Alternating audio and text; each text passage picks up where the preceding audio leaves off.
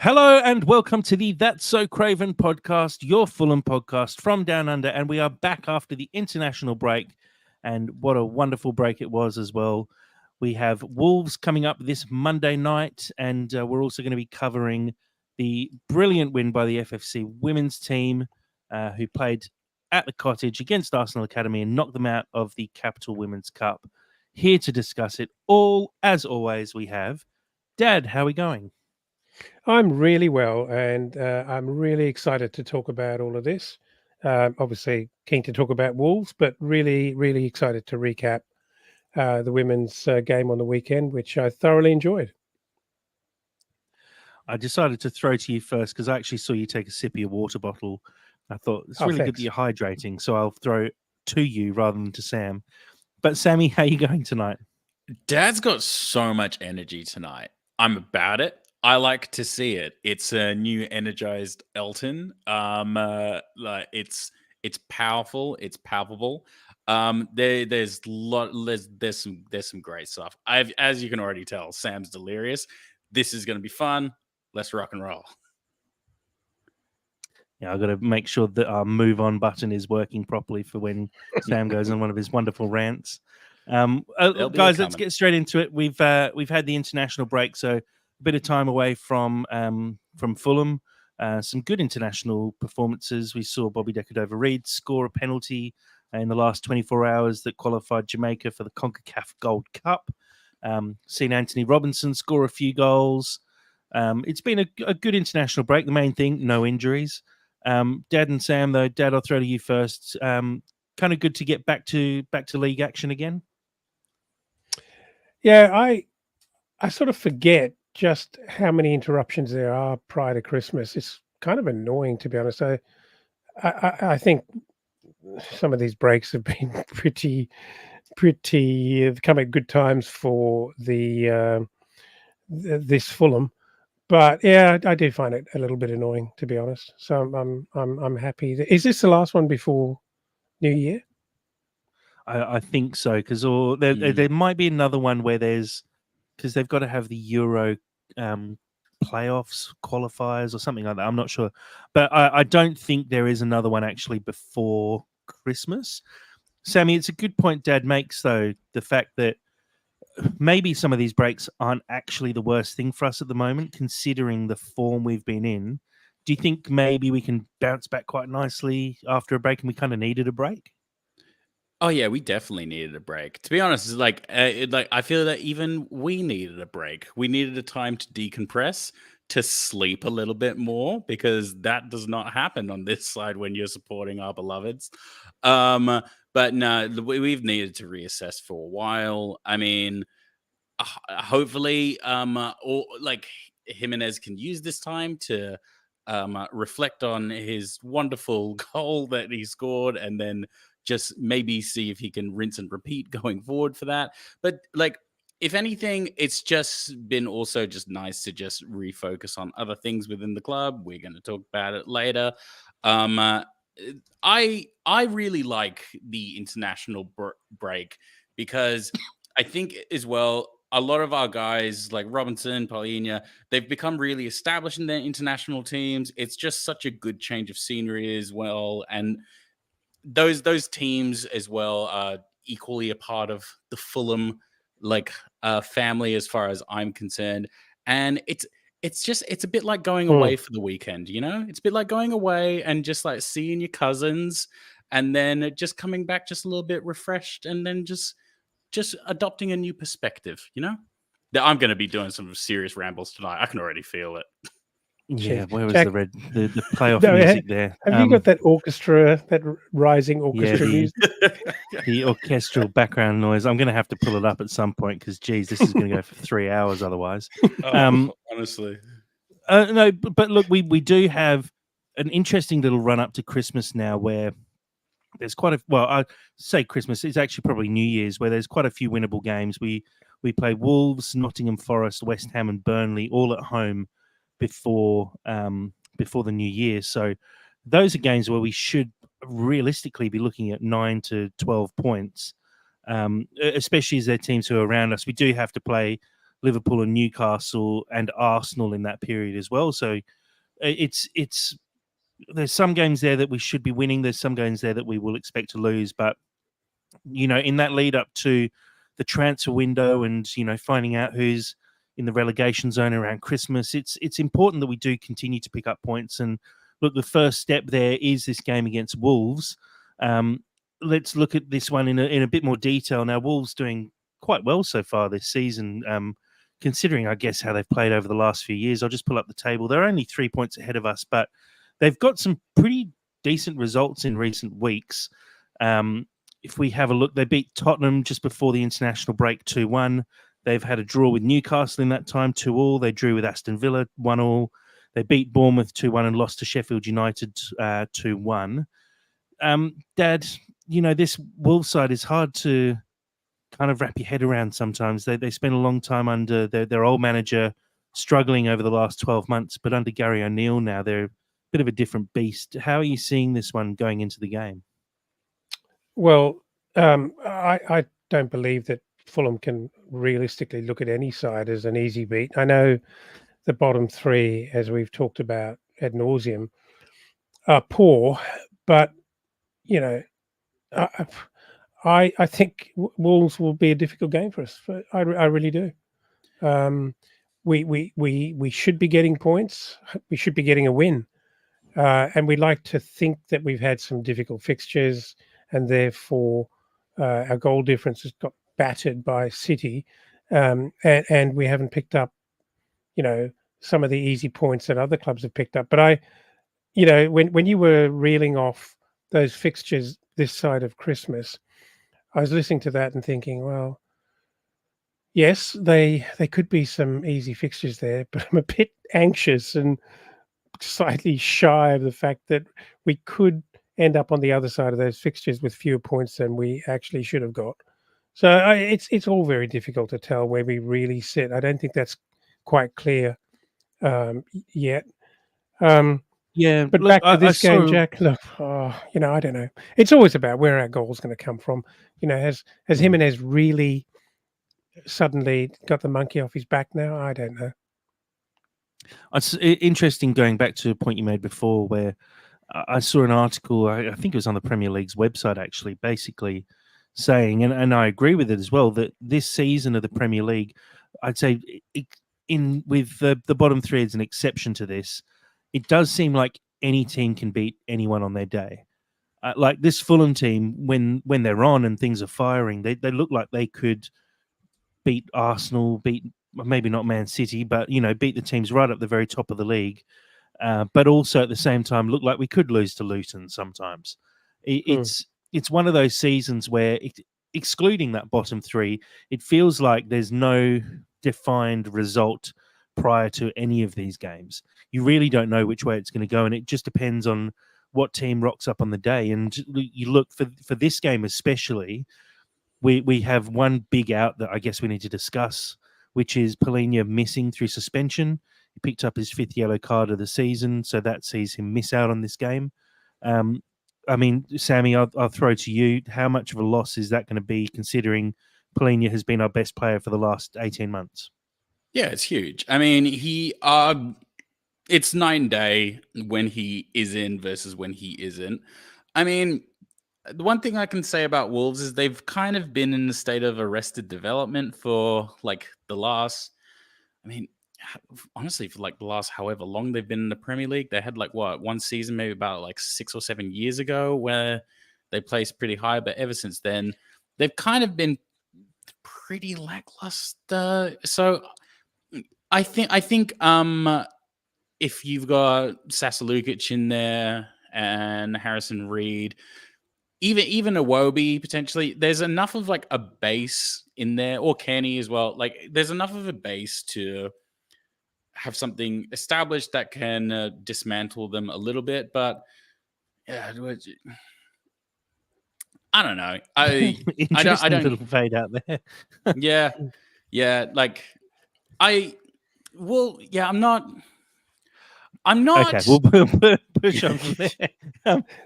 Before you talk for 5 more minutes. Yeah. I will pick Why up did on I a come point here you today? made. Yeah, I was going to say you can go check on the dogs again. I will pick up on a point you made though, Sammy, which is Wolves. I wouldn't say they've been off boil recently. They're just so unpredictable, and you can see Yeah. it from these results here, where one week they beat Tottenham 2-1, the next week they lose to Sheffield United 2-1. They get a draw against Newcastle and Villa, but they've had some pretty disappointing losses as well. The other thing as well, which I had a bit of a look back through, I'll pull out some of the facts, and a big thanks to random Fulham stuff on Twitter who helped compile some of these stats and facts. Wolves have no clean sheets in their last 10 games. In those games as well, this is league games. In those games, there's rarely, I think maybe just one time, have either team scored 3 goals. Pretty much all of these games are 1-0 wins, 2-1 wins, 2 all draws, 1 all draws. It's very score heavy but low scoring, which actually I think sort of works in our favor in a way. If we go into a game and say if we score 3 goals, we're definitely going to win, that's just not going to work for us. But when you look at a team like Wolves, you can look at a team like Wolves and say, we need to go to Wolves, and if we score 1 goal, we're probably coming away with something from the game. I think that's a big boost to us because we know we're struggling with goal scoring. We've got our top scorer this year is a tie with 3 goals between Vinicius, Bobby Decordova-Reid, and Palhinha. Palhinha's not available. Vinny, I think, had a little niggle at one point. So Decordova-Reid is going to be our man. I don't really know where the goals come from, as you said, Dad. The other thing as well, we've only beaten Wolves once in our last 14 league meetings with them. So I'm actually surprised by that because I always think we have a fairly good game against Wolves, but we really do struggle to actually turn that into a win. It's been, I think the last time we beat them from memory, it was 2012. So it's been over 10 years since we've beaten Wolves in the league. That's remarkable. Dad and Sam, how do you see us actually winning this game if we're without our best player, arguably, we're struggling to score goals? How do we actually come away with points? Well, I have a lot less concern about Sasa Lukic having to deputise for Palhinha. I think, middle of last season, we were trying to form a view of how that might all work. He still doesn't astound me, but I think he's perfectly capable and he can do a job for us. And if it was Man City, I'd be feeling like we must have Palhinha to have half a chance in this game. But I think, notwithstanding the fact that Lamina in midfield is obviously doing really well, and they've got a decent midfield. Sasa Lukic can do a job. I assume he'll pair up with Reed. I frankly would love Silva to roll the dice and start with Kenny, but I don't see that actually happening because look, I know Kenny's not the preferred man to start games because he can't give you 90 minutes if that's what you want to push through with. But I think we have to find ways of just try to create a spark. And one thing that Kenny can do for you is bring a lot of creativity and game control and just industry to our game.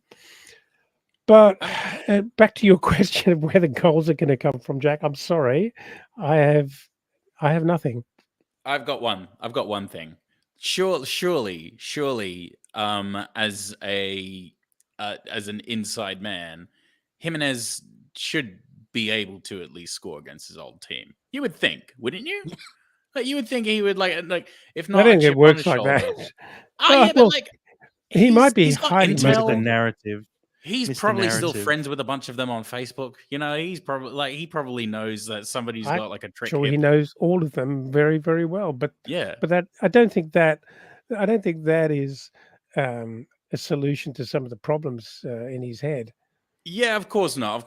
But it's at least at least he's playing in a somewhat familiar headspace, or he's playing against a team where like at least he understands them. That is a benefit going into like a game. I mean, it's either going to put him in high anxiety or relieve some stress. I don't really know where Jimenez is.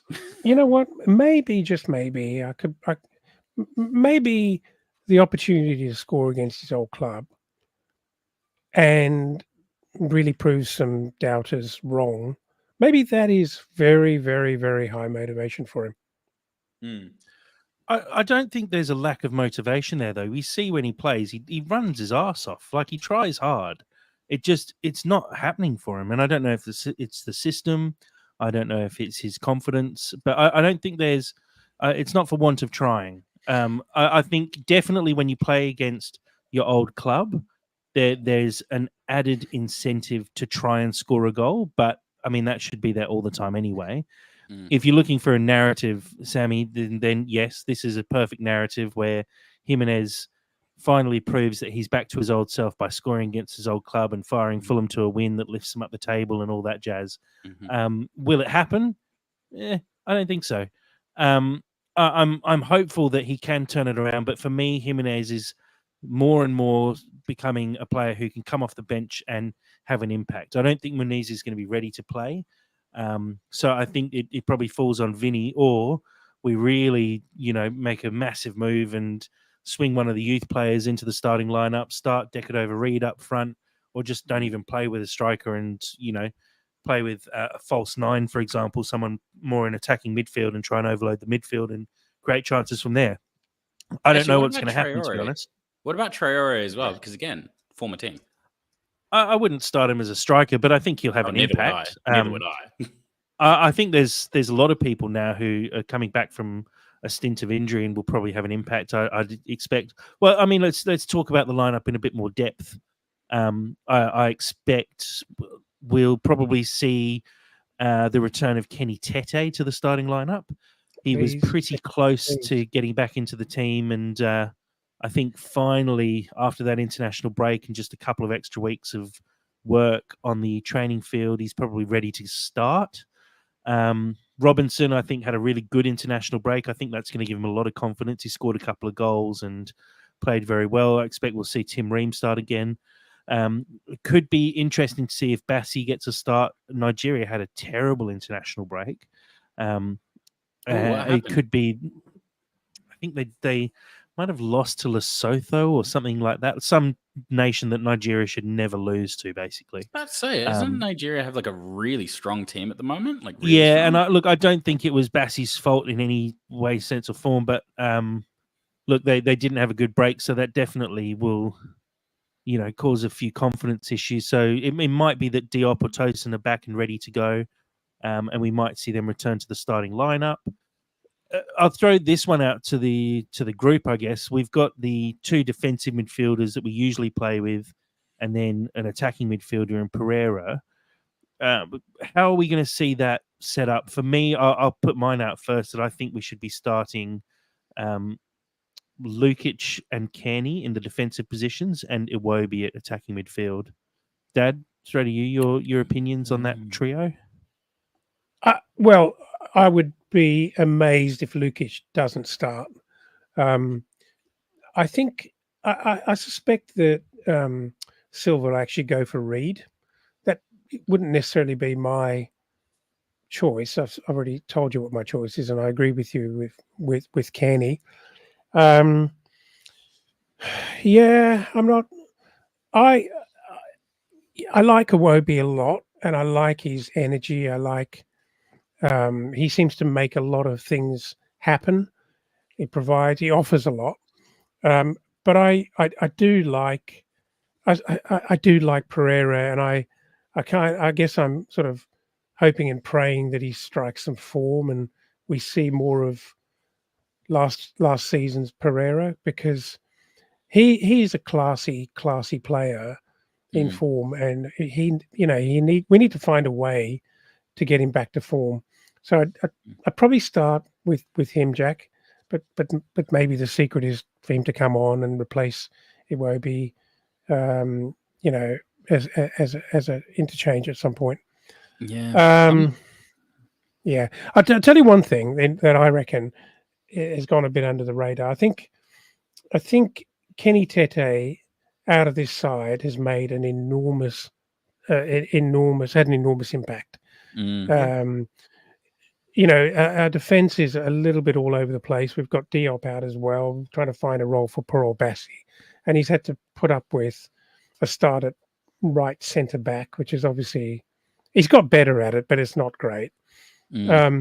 Kenny Tete coming back into the side, if he drops straight into form, which is probably a lot to ask, but I just think he offers so much, and we're a different side when he plays as well, and he's almost got that Polina effect about his involvement. Up front, I reckon Silva will play Jimenez against his old club. I'm not going to lead with what I think. I'm going to lead with what I want. I want total disruption in that midfield because I don't think Wolves have their midfield fully locked. I mean, obviously Lamine is doing well, but I feel like the loss of I forgot his name. It begins with an R. He went to Saudi Pro League. I forget. Ruben Neves. Ruben Neves. I think the loss of him in the midfield has affected Wolves quite a bit. And they are still lacking in that area. So I think if we just play full-on disruption, have Harrison Reed just nipping at heels, and then Sasa Lukic just intercepting and being the wily alley cat that I love him playing as, and potentially Iwobi in there as well. More meerkat than alley cat, I think. No. I love the way he's just sweeping in and out. He's just weaving, and he just kind of pops up like a mushroom in places. I just think of him like a prowling tomcat. He's very upright and just floating. Meerkat. He's very floaty. Yeah, the meerkat's floaty. I feel like they're more of a scuffler. Anyway, yeah, I see. You're so so distractible, Sam. You're so distractible. That's why the people tune in. The people tune in to just see Sam just get off Salt Lamp. Yeah. So, where was I? Iwobi. Yeah, I want a totally disruptive midfield. And then essentially for us to like clean up on the wings. So for that, I want as stable as possible. I want Willian, I want Wilson, and have to concede for Jimenez. It's got to be Jimenez playing against Wolves for me, at least. Yeah, I'd agree with that front three as well. I do. Vinny is my preferred, but I think against Wolves, considering we're in this rotational sort of mindset at the moment with our strikers where we are happy to switch them in and out because there's no set, in form striker. I think Jimenez starting against Wolves kind of makes sense. Silva can give him a big rev up before the game and say, this is your old club. This is the time to turn it all around and score that goal. The pressure's sort of off. Now you've already got one. Get another, win us this game, take it forward. It's going to be so nice when we actually have a striker, even if it's like 2 years from now, just to finally be like, there you are. It won't be that nice 2 years from now, because if we don't have a striker until 2 years from now, we're in the championship. That's very true as well. It won't be that nice. I think Silva will be getting in the corner with Jimenez and saying, "These are the people who think you're only worth £5 million." I thought you were going to say Silva would be getting in the corner with Jimenez and saying, the goal are those white posts. You put it into the net between those white posts. Yeah. And that's how we score goals. Yeah. Just beating him with a flip-flop. Just positive reinforcement. Why aren't you better? It's definitely a really important game. And Dad, I think you made mention of it last time we potted, where you said it's almost nice now to come into games knowing where you're sitting in the league. We're playing Monday night with the last game of this round of fixtures, if you will. and so we'll see the lay of the land. We'll see if the teams below us have picked up points. We'll see if the teams above us are still within reach. It's kind of a nice position to be in a weird way, and we kind of have that for the rest of the season as well, where we often are playing on Thursdays and Sundays and Mondays. So I say rest of the season through to the new year is what I really meant there. But it definitely gives us a weird little advantage in a way to know how important fixtures are going into them, just to see, like I said, the lay of the land and know exactly where we stand and what needs to be done going into what's a game. on the line. Exactly. And, you know, it's getting to a bit of a crunch point at the moment where if we did lose a couple of games and there's a few teams below us picking up points, we do start to slip a little bit into dangerous territory. And I think that's definitely going to be in the back of Silver's mind. He'll be keeping that away from the player's mind as much as possible. But, you know, these guys all will be looking at the league table. They know the position we're in. They know how important these games are going to be. You look forward and you see games against Liverpool, Arsenal, Newcastle. You're going, we need to pick up points in games like this one. So it's a huge game Monday night. I mean, fortunately, the Premier League has decided that they hate Everton. So that's going to be very, very helpful for us in these next coming weeks. I just had a vision of Tony Khan making a phone call to the Premier League, grassing on Everton, you know? Yeah. Oh, I saw Everton called you a mug. Yeah, look, it's going to be a good game on Monday night. I think it's going to be a hard-fought game. There's not going to be a huge number of goals. I think I saw before that in these fixtures, there's only been 7 goals in the past 6 Premier League meetings between these two teams. 2 for Fulham and 5 for Wolves. And neither side has scored more than once in the match. So I'm not expecting goals to be flying in left, right, and centre. These are two teams that seem to lock horns every time they come up against each other. So I expect it to be very similar. Guys, I'll push you both for a prediction for this game. Sam, I'll start with you first. I hate to say it, but I think it's going to be 1-1. That's fine. I'm okay with that. It's just a bit boring. It's just a bit. It's incredibly boring, but it's probably quite accurate. Yeah, Dad. Yeah, well, that's exactly what I was going to say. But let's flavour it up. I'm going to go for 2-2. I don't know where those goals are coming from, but I'm going to go 2-2 because I think this is the day. A lot of own goals at that point. I will throw it out there, and I think it's echoing a comment on our live stream from Colm earlier, going for a 1-0 win, Traore crossing to Jimenez to win the game. That'd be great. That's a nice narrative. I like that. They definitely won't be the goal scorer or the assist maker, but I think this is a kind of game that we nick against the Wolves team, who are doing fairly well, but they're a little inconsistent. And so I wouldn't be surprised if we can pull something out of this game. But again, that 1-0 could also go in the opposite direction.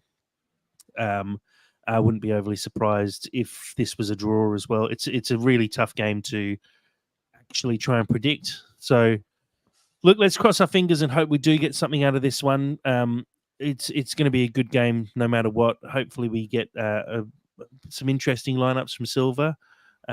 And Fulham come home with some points and move up the table and finally pull ourselves away from the relegation zone. One thing worth talking about before we move on and talk about the women's team is, as Sam mentioned, the points deduction for Everton. Now, without going into huge amounts of detail, and just trying to get a quick answer out of you both here, Dad, do you think Everton, despite getting that 10-point reduction, do you think they're still likely to be safe this season? Jeez. Well, I think they're good enough to, they're good enough to win games. We've seen that already. They're not terrible, absolutely terrible. They're certainly not bottom 3 material. Does a 10-point hampering put them out of contention? I suspect they'll actually climb out of that bottom 3. Yeah, I mean, they got Man United this weekend. They're sitting now on 4 points. They were 2 points ahead of us. Now they're 8 points behind us. Sammy, do you think Everton have enough in them to get out of the bottom this season? I mean, effectively, if you say 40 points is what you need to survive, Everton have to make 50 this season. Is it going to be a stretch too far with a 10-point deduction?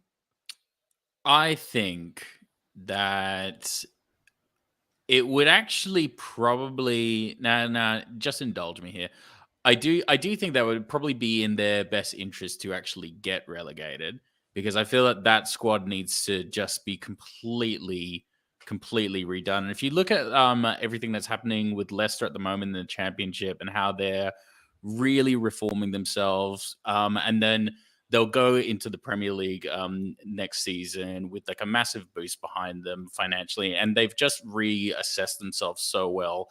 That Everton team desperately needs just to kind of almost be out of the Premier League position, because it, like, they probably will be safe, but I feel that sometimes it is actually good for like teams like that to essentially get put back into the Championship, and then just to rework everything a little bit more, because I mean the Premier League is very dog eat dog, and they've got a massive fan base, and they will definitely come back into like the Premier League, even if they start becoming a yo-yo club.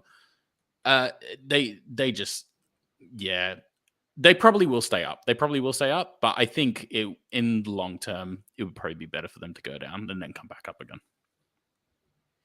Yeah, I actually think Everton are going to share in our similar fortune of those shitty bottom three clubs. But can we also say that what a scandal it is that 115 charges, albeit not yet proven, against Man City and the likes, and these guys have copped 10 points. Yeah, it's bullshit. It's actually bullshit, and it's kind of. But yeah, again, I do think they would benefit from going down and just kind of just being out of the mess that is the Premier League, just for at least a season. I disagree with the whole thing of going down to benefit. If you look at the players, Leicester lost James Maddison, Harvey Barnes, Yuri Tielemans, Ozzy Perez, Soyuncu, Johnny Evans, Ryan Bertrand, Mendy. These are like very solid, very good Premier League players. But they were going to lose them anyway. The club. I mean, they were only going to lose them anyway because they were getting relegated. No, they were going to lose them because they needed to sell them to at least regain some finances for the finances they lost. It's still. I know they're dominating in the Championship now, but I don't agree that they needed to go down. They've lost, an incredibly good Premier League squad. The problem was that team wasn't performing under the manager. They're forced now to rebuild because they've lost all their best players who basically were taken off them. They're relying on a 36-year-old, almost 37-year-old Jamie Vardy up front to do everything for them now. They've lost some seriously talent. You see how good Maddison is when he's playing for Spurs. You'd love to have blokes like that in your team, and Harvey Barnes the same as well. These are high quality players. We saw Tielemans in the last game, how damaging he can be. Like I would love to have some of those guys that Leicester had, and they've lost them all and have to start again. And it feels like that Scott Parker season where we went down and we had Anguissa and Seri and all these high quality players, even Mitrovic up front, and Parker just got nothing out of them and kind of just screwed the pooch massively. And it feels like Leicester have done the same thing. I do think Everton will be safe. They've got a far good enough team to stay up.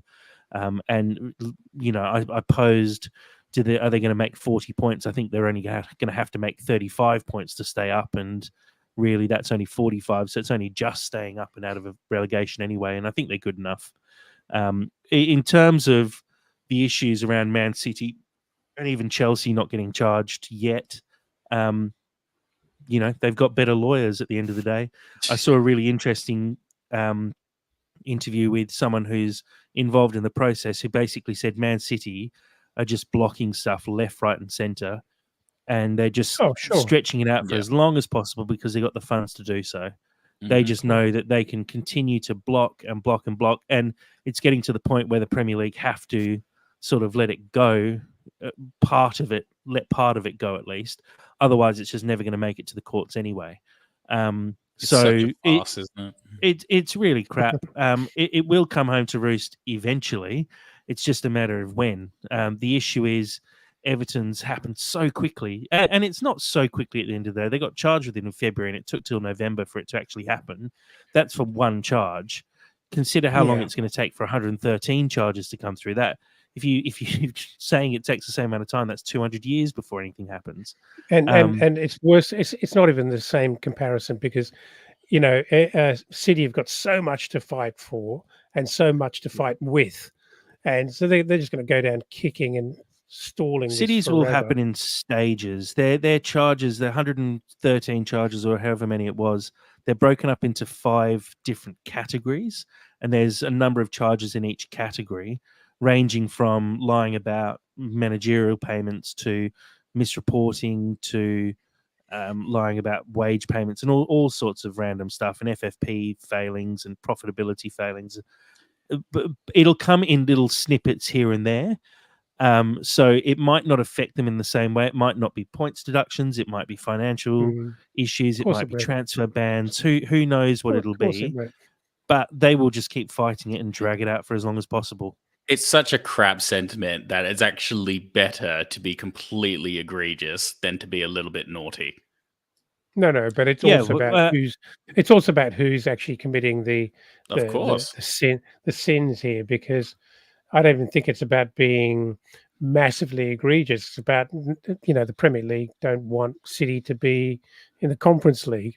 You know, as Colm says in his comment on the live stream as well, Everton actually admitted the charges. They failed FFP and they admitted to it.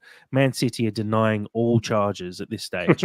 So it was much quicker to just say, yes, Everton, you did this wrong thing.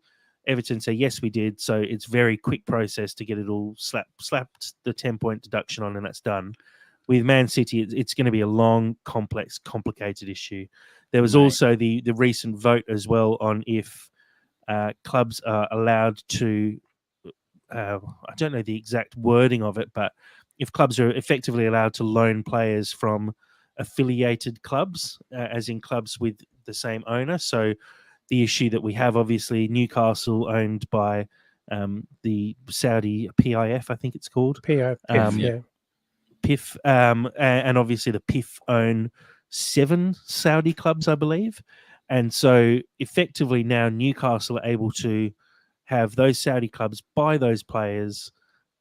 Those players get paid an absolute fortune. Newcastle can effectively loan them for free if they want to from those clubs, and basically stock up on this high quality talent. So you could see Neymar, Mitro, Benzema, all these guys who are playing in the Saudi league, Kante, all just appear at Newcastle on loan.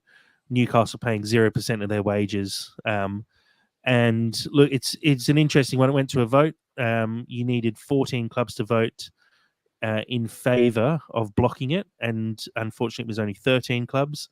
The weird, outstanding club that voted in favour of allowing that was Sheffield United for some reason. Don't know what they were thinking, but good in a way to see Fulham actually voting against it. I think it's the right thing to do, but it's going to be interesting to see how that pans out over the next few months, because Man City have been linked with Ruben Neves very, very heavily, especially as they've got a bit of an injury crisis. Be interesting to see how many of those players come across. Why wouldn't Fulham vote against it? We have nothing to gain from it.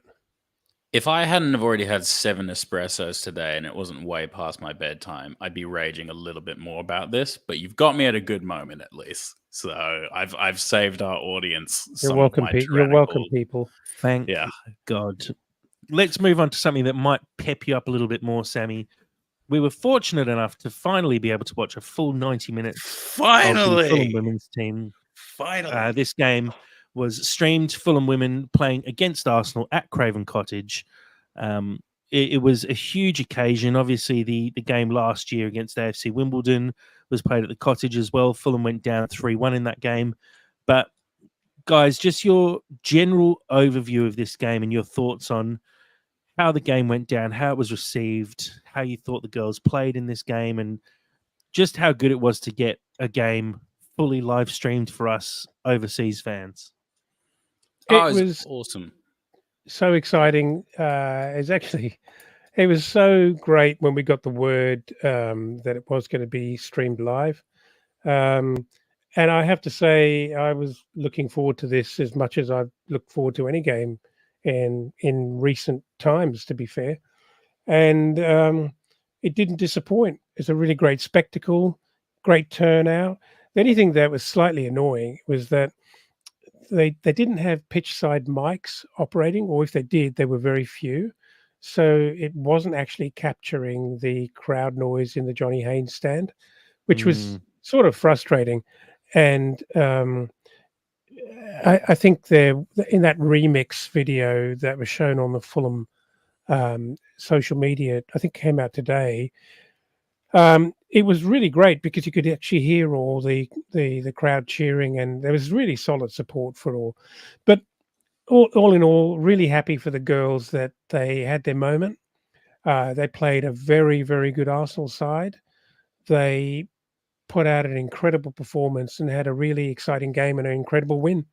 And I just think it's come at a really, really good time for their season, their trajectory, and everything that's happening around that women's team. Yeah, no, it's been so, that was okay. Center oneself. Start again, Sam. Start again. No, I'm going to work off the rambling.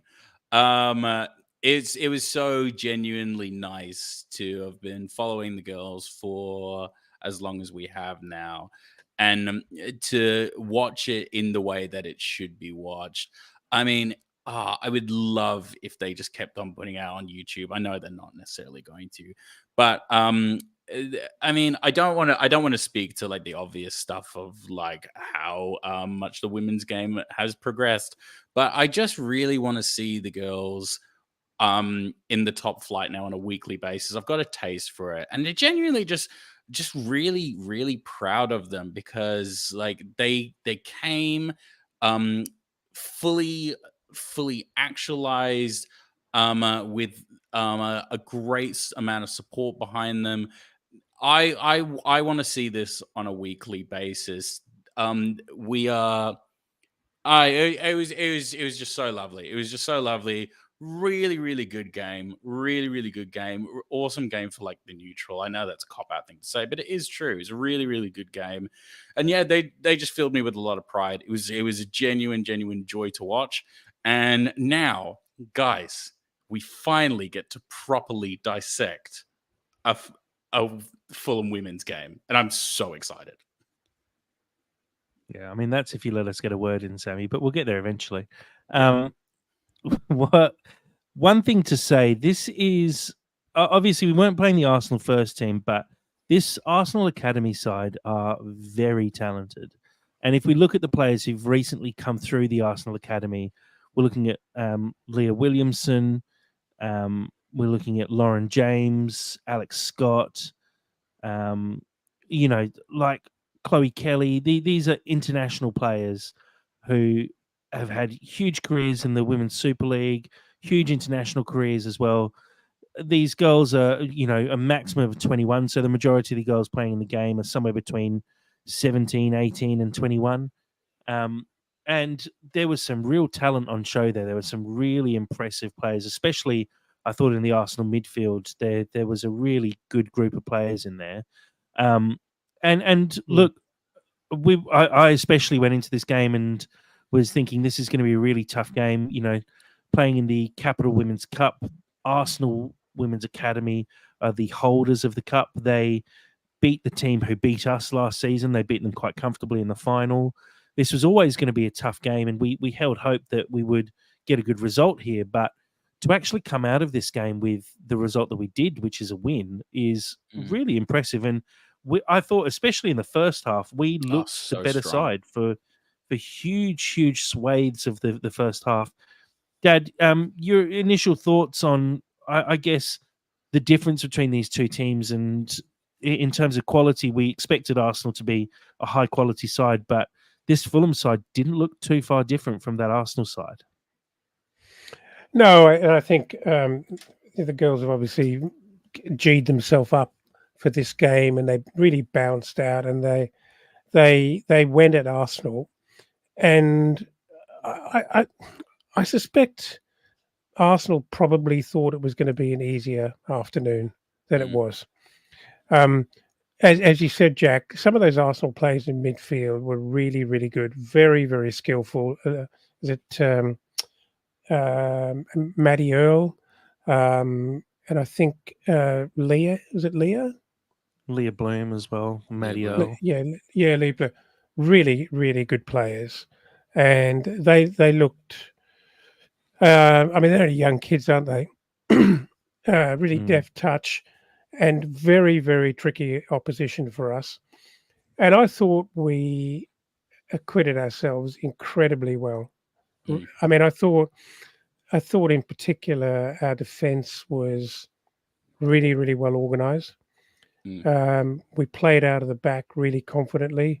Our midfield had big challenges. I mean, we've got a good midfield, but Arsenal were very, very strong in midfield.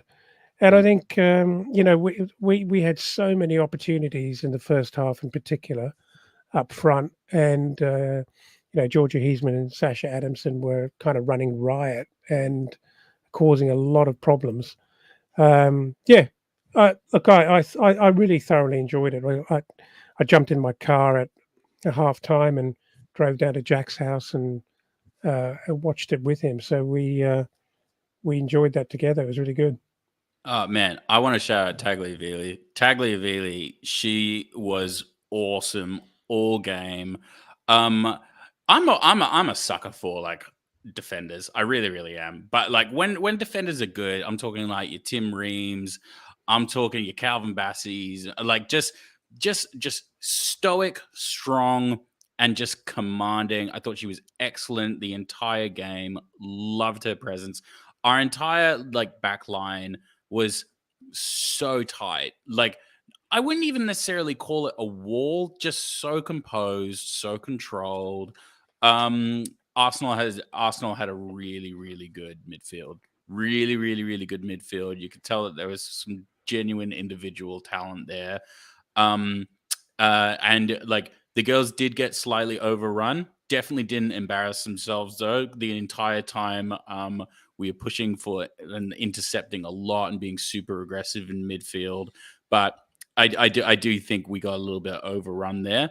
But as well, like echoing what Dad said, Sasha Adamson and like and as well, just switching and just really being a massive handful for Arsenal's backline. And look, I mean, it proved fruitful because we got a goal for Panting, who it wasn't necessarily quiet, but it was just exactly where she needed to be. I loved the first half. The first half, I was like, why can't we just watch this in the men's side every week? Yeah. I mean, I agree. It was just a really good game to watch, which is kind of what you want with a game like this, especially a game that's played at the Cottage. It's good to see a really well fought battle between two quality teams, and it's what we're starting to see more and more of in the women's game is more quality coming up, and to see the fact that we have these girls playing in step 5, I think we're in, but coming up against the girls. Some of the girls playing in this Arsenal team are regularly making the bench for the Arsenal women's team in the Women's Super League, and it's just proof that we've got a really special group who are, of a much higher quality than the league we're currently in, and have the ability to push even further up through the leagues if they stick together, which I hope that they do as well. The fact that we won the penalty early on, I think that was purely down to the brilliant pressure we started with right from the very start of the game. Totally. We were attacking, we were dogged. I remember a point when Sasha Adamson put in a couple of really dogged tackles in the corner and just didn't give up the ball and just kept the pressure on the Arsenal backline, forced a throw in deep when she could have just given the ball up and let it get cleared down the field and let the pressure ease on the defense. And that's how we won the penalty. Effectively, we win the ball gets crossed in. Georgia Heisman gets herself in front of the defender. I think it's Aaliyah as a defender who pushes her over. It might not be. Hard to see because the camera is a bit far away, but gets bundled over in the box, wins a penalty. A really, silly push from the defender who really didn't need to make that challenge, but did so. And Megali Mendes, that's pressure. That's pressure, isn't it? Yeah, absolutely. Yeah. And it's the fact that we started with such high energy as well, and we really took the game to Arsenal right from the off. And Megali Mendes, like I said, she's taken a couple of penalties for us this season. This is her 7th goal of the season as well, which is a great return for someone who effectively plays as a wing back for us. I think she's one of our better set piece takers and put away the penalty beautifully, put us 1-0 up. Couple of flashpoints in the first half. A really good save from Libby Stratton in goal. Arsenal player coming in from quite a tight angle, but really drills it straight, looking like it was definitely going in. I thought it was a goal for, hands down. And Libby Stratton pushes the ball, I think it possibly up onto the crossbar, might have actually just pushed it straight out of play, but a really important save there to keep us 1-0 up. Sorry, Jack. We gave them no chances, but the chances that Arsenal did have really showed how quality they are, because they had some serious attempts. And how many shots on goal did they even get? Like, probably not that many, but I mean, they converted they converted 2 of them. But yeah, I don't have the stats for those, but look, I think the main thing though is in the first half we were pretty clinical. We had Sasha Adamson with a really good chance where she drilled the ball, keeper makes a good save, tips it onto the crossbar. Not long after that, we score our second, going 2-0 up. Rachel Panting is a few sort of fortunate deflections. Sasha Adamson pokes the ball across straight to Rachel Panting, who's 6 yards out and just has to put it in the back of the net, which she does brilliantly. 2-0 up at halftime. Dad, were you as sort of shocked as I was in a sense? Yeah, of course. I mean, that sounds it sounds harsh because I wasn't shocked that we were playing well. Sounds a bit disrespectful, but sure, I don't think anyone could have honestly believed that we'd be 2 goals up and playing that well, and not lucky, but actually deservedly so. I think that was the shock for me. It was that we were deservedly leading 2-0. It didn't look like we were fortunate to be 2-0 up. We looked the better side, which I kind of wasn't expecting, because I think Arsenal should be coming into this game being the better side. But we hands down, we were controlling the ball in defence. Sammy, you made mention of Tagliavini at the very start, who was, fortunately enough, were able to wear the armband in place of Mary Southgate, who wasn't able to play. And I think she did a brilliant job. She looked so composed. I said to Dad during the game as well, it actually reminded me of Tim Ream, the way she'd take the ball, control it, the way she got her head up when she had the ball, played the ball across the back line, back to the keeper. The back line just looked so calm and collected against a very good Arsenal side who moved the ball around really well, which we did see in the second half as well. But Ella definitely seemed to control the defence really, really nicely. And it was like we said, the fact is we haven't been able to watch a full 90 minutes of one of these women's games yet. And we've seen Ella's been handed man of the match a couple of times this season, I believe. And as a centre back, you don't really get in the highlights packages very often as a centre back. And to be able to actually watch a full 90 minutes and understand how good some of these players are And you kind of think about it with someone like Paulinho. I know we do have all these tackle compilations because he's so well known for it. But if you're just putting together highlights packages of just goals every week, you don't see the work that's done, the sort of gritty work that's done, and the control that we have over the game, and we got players like that in the team. Similarly as well with Heisman as well. Heisman's she's so aggressive when she runs. Like she's so powerful and just has really, really beautiful control at pace. But one thing that just kind of gets lost in highlights that you see is just how Sasha Adamson is just everywhere. She was just everywhere and just running everywhere and just she would have like I believe she does that every game, and I don't understand that she would have just been so gassed, or maybe she's not gassed, maybe she's just made of like lithium batteries. I don't know, but I'd agree, and I think you see that in Maddie Parsonson and Megly Mendez as well, playing out wide. You see they're just tracking back and forth all game long. Olivia Dale as well, who you don't really see in the highlights packages very often, but I thought she looked brilliant in defence and really assured.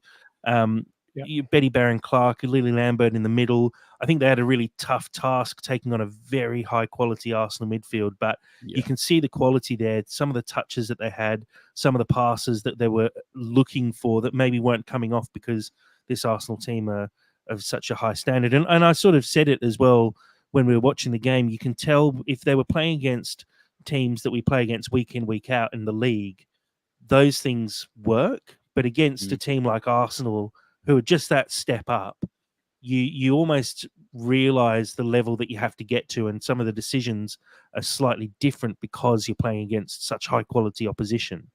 But you can see the quality we have there, and this for me is a massive learning experience for the whole team, where you go, right, the things that I do week in, week out, sometimes I might actually look at doing them slightly differently in future, because I realize that that's what you have to do against higher quality opponents, and it will hugely change the way that we view the games that we play, because you play against teams like Stenning Town, who we beat 16-0, and you can do whatever you want in games like that. You shoot from distance, you tap the ball into the back of the net over and over again. It's pretty simple, but you come up against teams like this and you have to actually use the qualities that the players have, and they do have those qualities. It's just about actually making sure we play in the right way.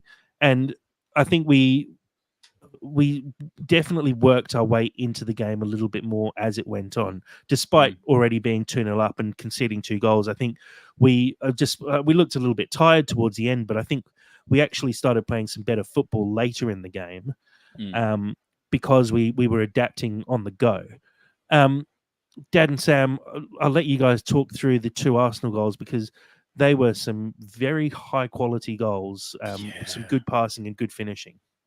Yeah, that's what I was referring to before, because I mean the setup for like both of Bloom's goals, I remember I watched that back at least 3 times. It's a lot of individual brilliance from like 3 players both times.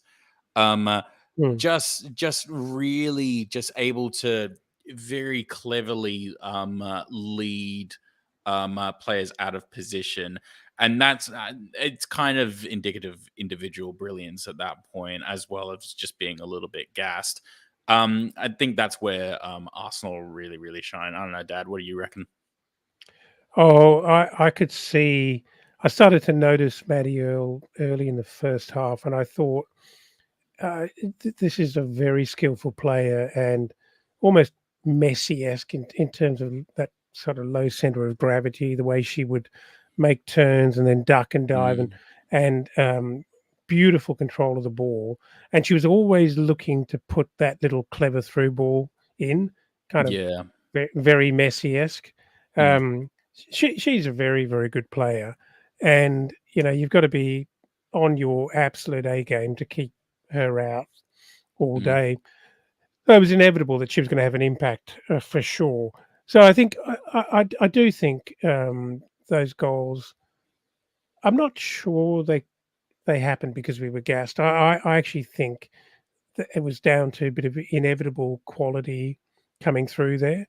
that they crafted those goals. They were very good, high quality goals. Yeah. I think when you're a top flight team as well, even if you're under 21s, these guys are being groomed to play full 90 minutes at an elite level. Whereas because we're still in a lower division at the moment, so we can have a strong first half, but the first half isn't necessarily going to be indicative of like the second. And I feel that Arsenal kind of took advantage of that a little bit.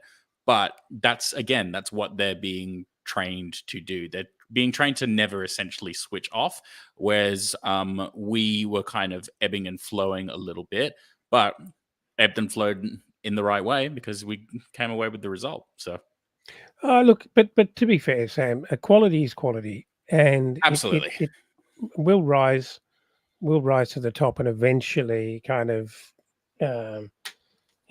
create problems for you. But we got the result.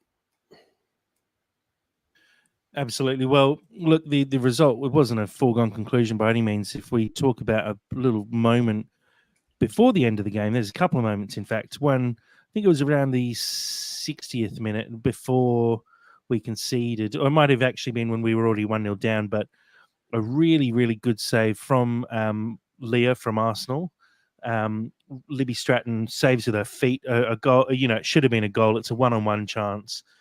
The striker comes through. She makes a really, really good save, and it was one of many good saves. I think she had a really good game, and we talked about it offline beforehand. Obviously, the heroics that we'll talk about kind of overshadow the performance from her in the majority of the game that she played.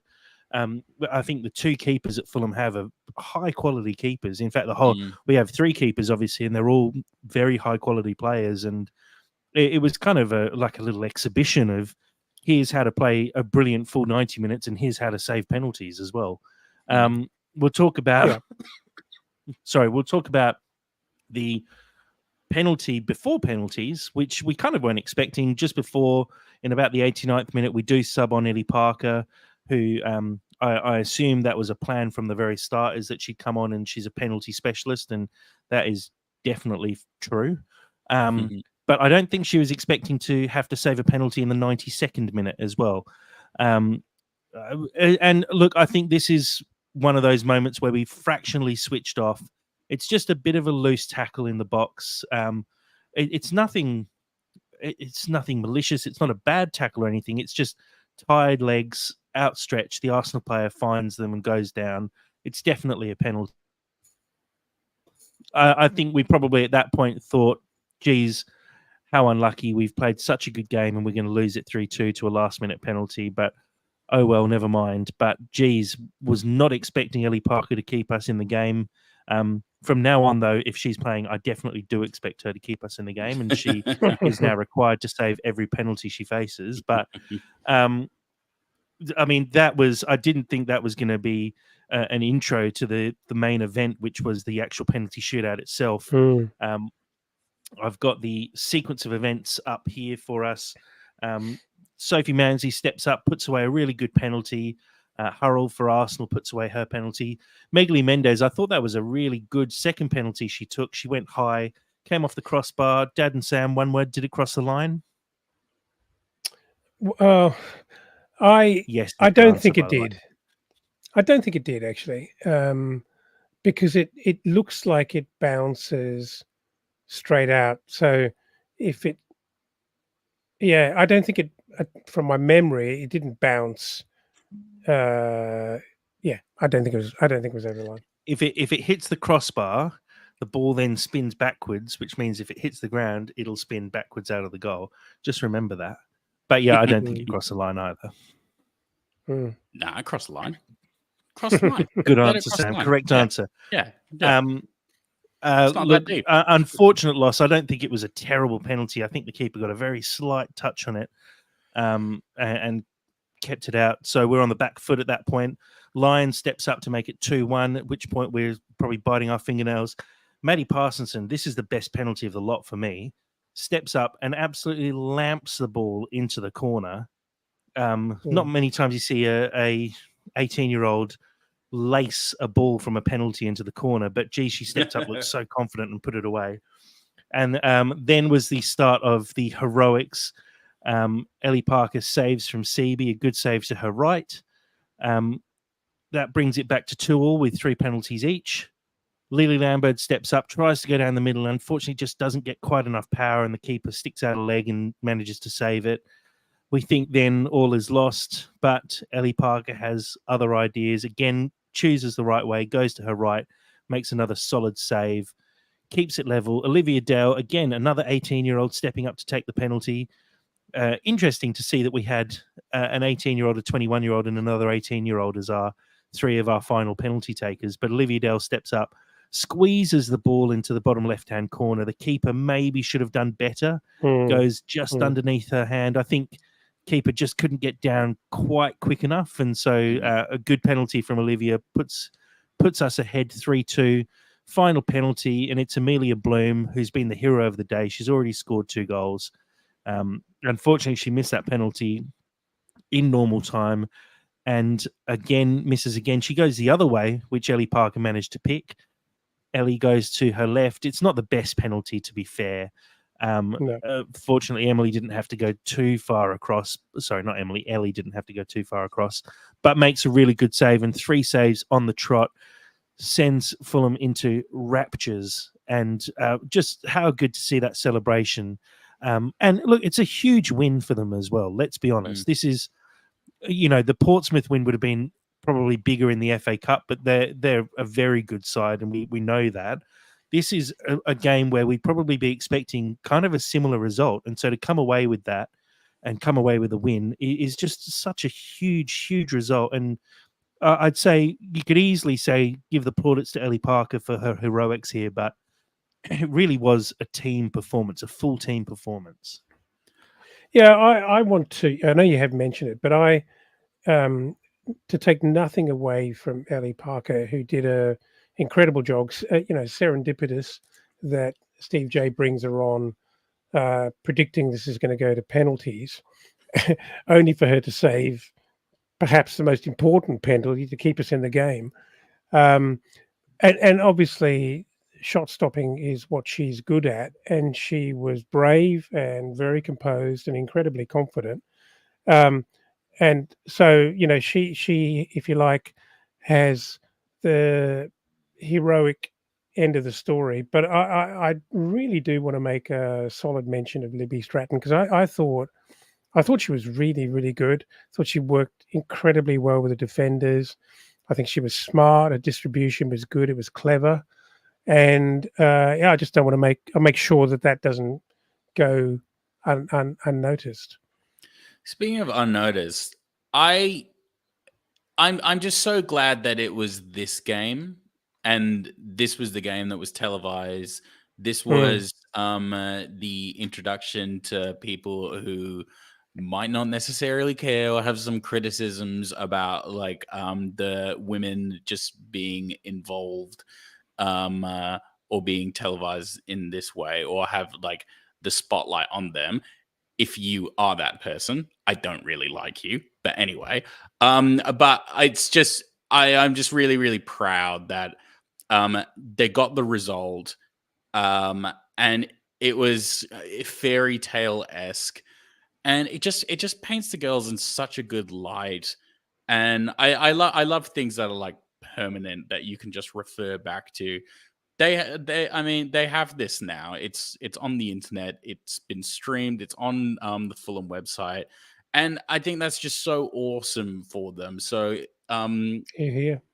yeah, and I just want to see it more. I just really want to see it more. I want to be able to talk this way about them on a weekly basis. Obviously we can't do that. I understand all the reasons why, but they deserve all the plaudits and all the flowers that they get.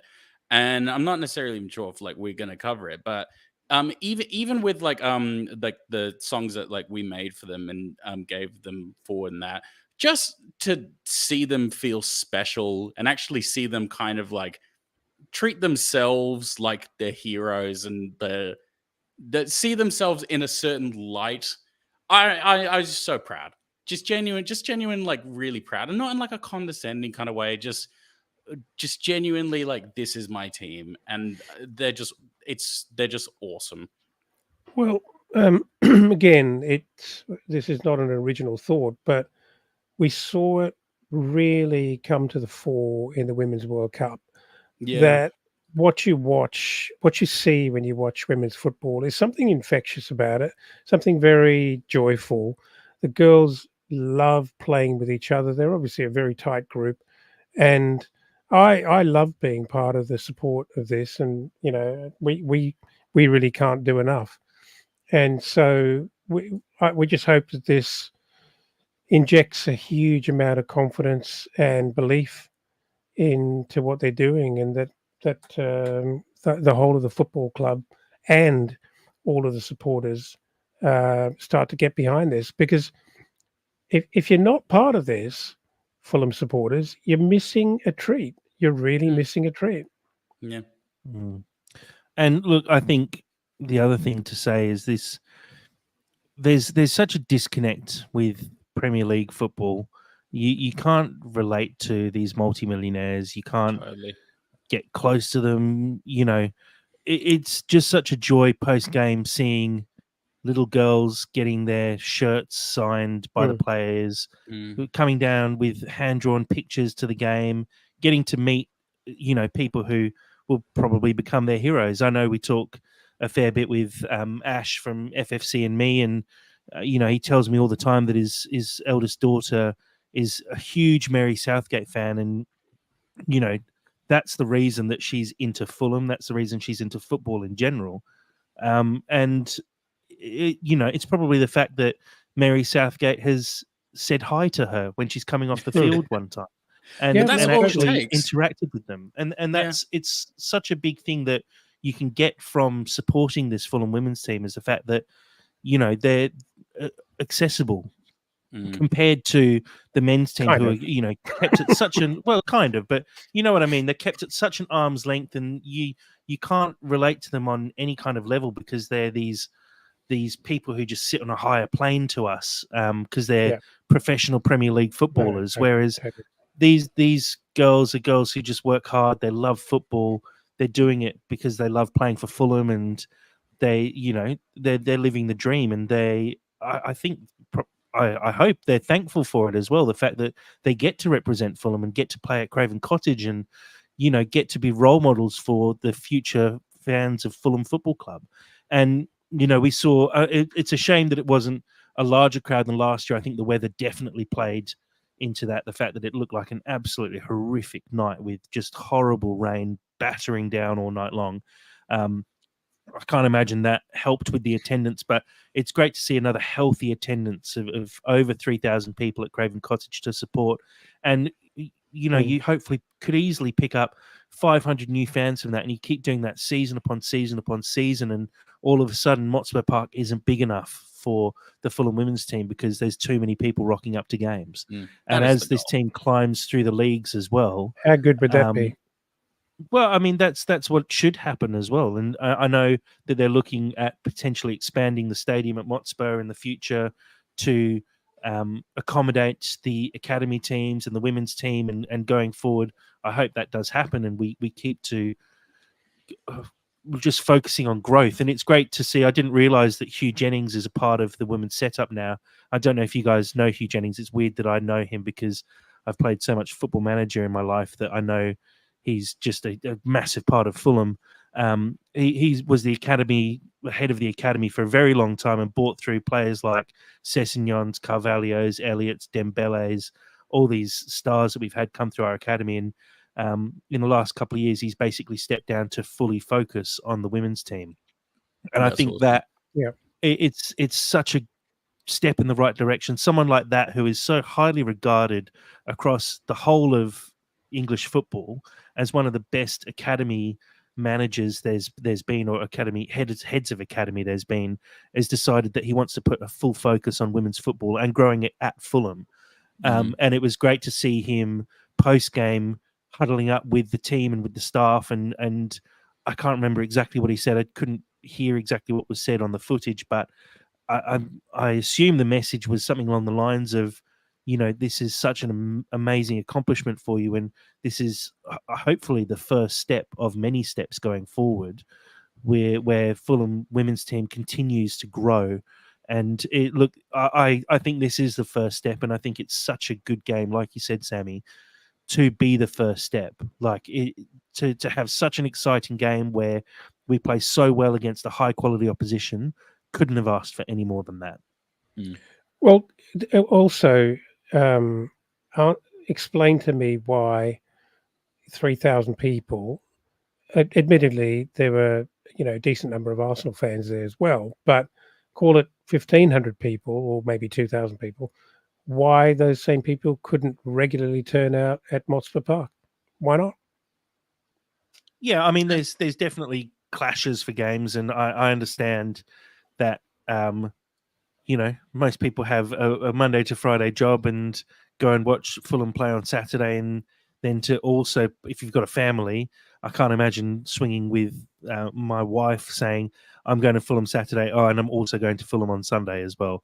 So enjoy taking care of the kids for me. I don't think that would go down too well, but again, that's why capitalizing on moments like this, where there's an international break, that's the time when these attendances should always be up at over 1,000 people at Motspur Park. There's no international football to go. Rather than going to one of the non-league games, like they often push, a non-league weekend where you should go and watch a non-league club, I think it should be go and watch Fulham women's instead.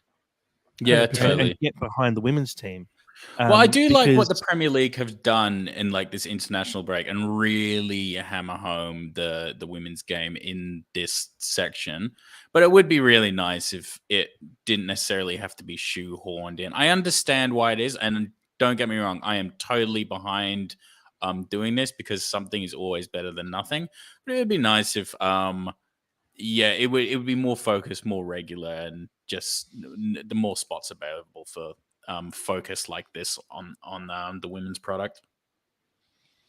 Well, one thing we are hoping for is another game at Craven Cottage before the end of the year. I know it's meant to be a one-off, but I've heard a few little rumours flying around that there might be another scheduled game.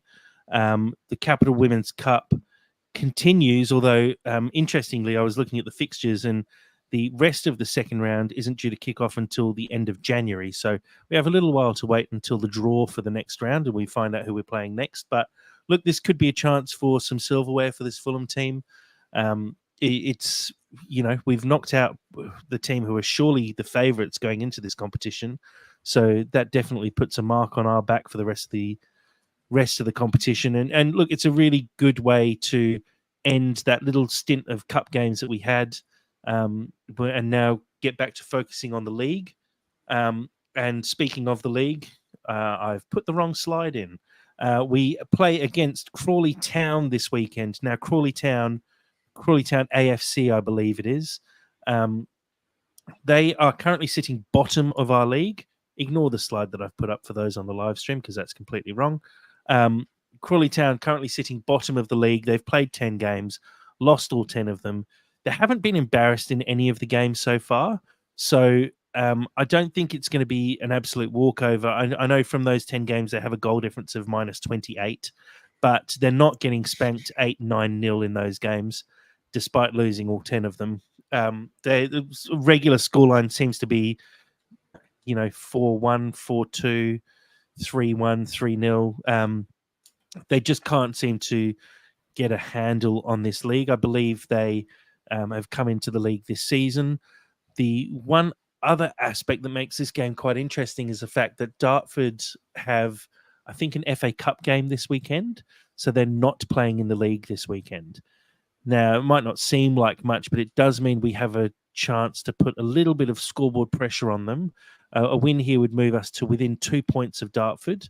Admittedly, they will have a game in hand over us, but you know what it's like when you've got a team who've already got the points on the board. It does put a little bit of pressure on. And I think it's an important game for us to make sure we sort of recover a little bit from the high of the Arsenal win and come back down to earth in a sense to make sure that we're very professional when we go about this game and get the win from this game and not allow ourselves to get too ahead of ourselves in a way. It's a bit of a downer kind of way to look at it, but I think we need to make sure that we just get the job done more than anything. And stream it. Yep. And stream it. That would be lovely as well. But look, it's another big game. It's one we're definitely expected to win. And I'm sure Steve J is going to be on top of them and just making sure that they really understand that this is a game where we can't count our chickens. We really need to make sure that we go in there, come away from it with a good victory. We're playing at Motspur Park, so we should, be fairly comfortable in knowing what we do, the kind of people who are going to be there watching the game. Go in, get the job done, come away with 3 points, keep the pressure on Dartford. I think that's the main thing so far. Dulwich Hamlet are now level on games with us. They sit 1 point behind us, so we're definitely not alone up near the top of the league. We've also got Ebbsfleet, who for some reason are 3 games adrift in terms of games played. If they win all 3 of those, they'll actually leapfrog us and be on 25 points. So it really is important that we pick up every point available at this stage of the season until we come up and play Ebbsfleet, Dulwich and Dartford towards the end of the year. Guys, do you have anything else you want to add about the Fulham women's team? It's been a big week for them, and I know we've sort of mentioned on the last podcast that we were throwing out a few. Oh? Did you die there, Jack? I think we've lost Jack. Well, at least we still have you, Father. Yeah. I actually do want to say that, just to reiterate how great it was being able to see more than those highlights packages. And, it's the first time we got to see the likes of Becky Stormer and Olivia Dale, who I was really impressed with. And, I'm hopeful that that's not going to be the last game we see for ever or for a long time. But yeah, Jack, are you back? Yeah, what was your question? Oh, it was just, have you got anything else to add? Which you just did. Oh, yeah, I did. I did want to add that. I just wanted to add that I've seen some footage of people like singing our songs, and that gave a little tear in my cold black heart that we were able to make the girls feel as special as they are. So keep singing the songs, keep supporting them. Yeah, it's I think it does mean a lot to them. And it means a lot to us as well. So thanks a lot for that. I want to understand how you get a tear in your heart. How do you get a tear in your heart? As I said before, 7 espressos and it's 1 a.m. So that's how it happens. The tear in my heart, I'm pretty sure, is a stroke. So yeah. No, look, it's been great seeing those songs shared. It's nice to see the team actually seeing those songs as well, which is good. They've all liked the posts on Twitter, which is great to see. And look, hopefully they've enjoyed them all. And yeah, look, I don't think we're fully finished. I know, Dad, you've been fiddling around, even though you should be working and recording a few other ones. Need to make sure you do payroll tonight. Just remember that. But it's actually been really good fun doing it. I know we got a little bit stressed because we were trying to fit as many in as possible, but it has been good fun diving deep and trying to find out stuff about the players and trying to find rhymes for Southgate. Geez, that was rough. Just anything with man. Man is hard. Man is a hard thing to rhyme. We did well. Yeah. I think we did well. But look, we'll try and I think there's 25 in the squad in total. We've definitely got time before the end of the season to tick every single box and get a song for every single player. If you have any suggestions, please do send them through to us. Purely just because we've racked our brains very hard over the last couple of weeks, and like Sam said, I think a few of us have had a stroke in the last couple of weeks trying to think of stuff. The toxicity has gone down, though. The toxicity has gone down in the chat. Yeah, we've we just haven't talked. That's been the way to do that. Yeah, exactly. We've respectfully just gone our separate ways because we can't be asked talking to each other. I think Sam just blocked us for the whole week, but that was fine. There was definitely a point where I was just like, I can't do it anymore. Yeah, it's been good. So look, guys, it's been a long one, but there's been a lot to cover coming back from the international break. Like we said before, really looking forward to the Wolves game on the weekend. It's a big game for Fulham. We need to pick up points, and I think this is one of our last opportunities to do so before a bit of a tough run into Christmas. And like we've talked about for the last half hour or so, it was such a good experience being able to watch the full 90 minutes of the Fulham women's team. I really enjoyed it. I know, Dad, we were able to sit together and just it was like watching any other Fulham game, and that's what I really loved about it. And I'd love to be able to do that every single week and sit back and watch the full 90 minutes of this team play, because like we've said a few times, it's a really special group, and it was just enjoyable to be able to watch it and analyze it and now be able to talk about it in depth and with some real understanding about these players.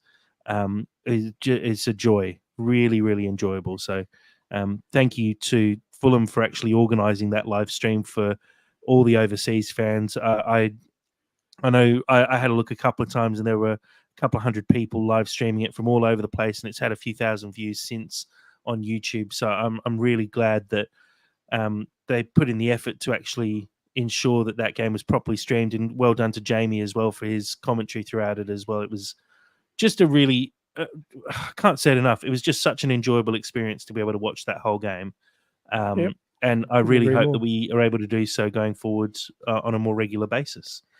Yeah, I'm glad you did thank the Fulham team, Jack, for obliging, and because obviously it was a fairly late call to announce that stream would be available. But I wouldn't even judge success of that on how many people watched it live, because it was fairly late notice. But I would say that a lot of people will go and watch that on YouTube. Yeah, well, to say since that game was streamed live, there have been over 7,000 views of that game. Oh, fantastic! The highlights package has picked up 1,500 views in a day, which is great. Which brilliant. It's the same amount of views that the Academy 8-0 victory over Burnley had, but that was posted 10 days ago. So the fact is that the people want to see the women's team, and they want to see them playing, and they want to see as much as possible of them. So I really hope Fulham continue to push as much as possible through, so that we can watch the full game in the future, and they continue to stream more in the future, because I would just love to see more. Well, it's not just us. I mean, 7,000 people and counting say it's content they want to see. So hopefully all the content boys are listening. The content boys, that's definitely their name now. Wow, Sammy, call out names. Sammy, we'll wrap up there. Thank you very much for joining us tonight. You look knackered. Yeah, I really hit a wall. Thanks for having me, guys. A long time before this, just quietly. And Dad, thank you for joining. Yep, lovely episode. I really enjoyed it. Thanks, guys, and thanks everyone for listening. Thanks to everyone on live stream. Thanks to everyone who continues to like and subscribe to the podcast. Please do share it around with your Fulham friends to make sure that they get to catch up on all the Fulham news and listen to the three of us rabbit on about everything Fulham, despite how tired Sam always is. So, everyone, thank you again. And until next time, come on, you Whites.